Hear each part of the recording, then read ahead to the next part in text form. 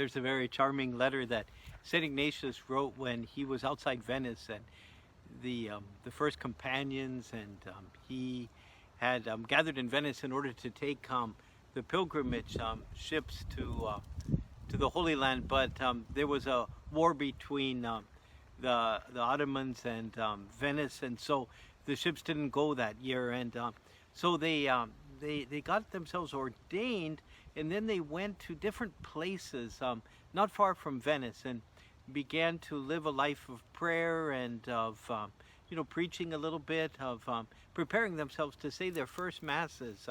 So in this letter to Pietro Contarini,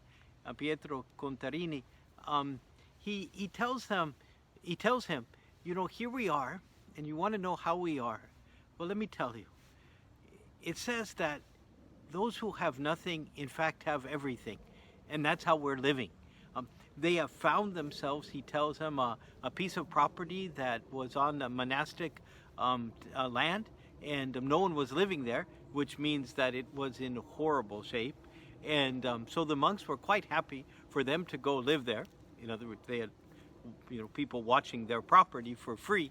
And he talks about how wonderful it is to have almost nothing, because then they live at God's mercy, and God is so generous, he says to him.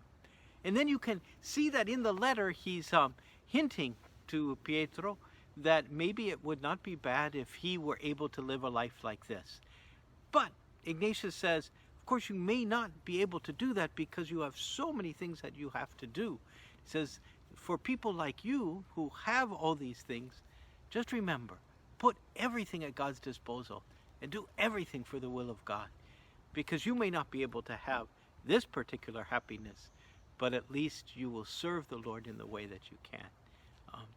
What's really charming about this letter is how Ignatius twists things so that the people who have nothing are the ones to be envied, and those that have to take care of the affairs of this world but also have wealth and everything, they're the ones to be pitied. Isn't that something that we discover in our own lives? And so it's the challenge, how often have I found that the source of happiness often comes from getting rid of things, and most of all getting rid of a desire for things. Can remember one time when I moved out of one of our communities, and I was living in a very simple place, and could not bring the things with me, and had just barely the necessities that I needed. And it was a wonderful time. I would have agreed with Ignatius that whoever has nothing, in effect, has everything.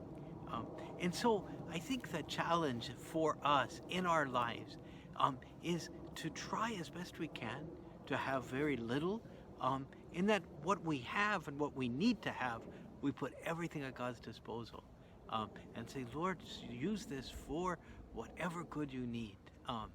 And we'll be able to write charming letters like St. Ignatius wrote to his friend Pietro Contarini. And that's the wisdom of Ignatius for today.